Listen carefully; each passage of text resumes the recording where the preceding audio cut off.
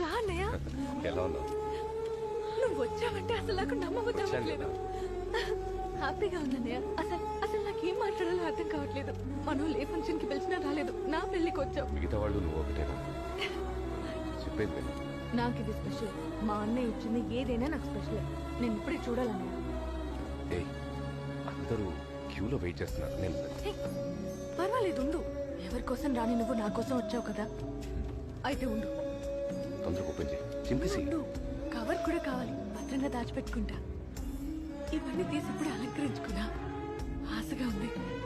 మా అన్నయ్య నాకు తీసుకొచ్చి ఇచ్చాడని వేసుకుని ఫోటోకి పోసేస్తాను, సరేనా? పెట్టుకోరా, నీకేరా. అరే అప్పుడే గాజులు తొడిగేస్తున్నారు. శ్రీమంతం అనుకున్నారా? పోరా, శ్రీమంతమే.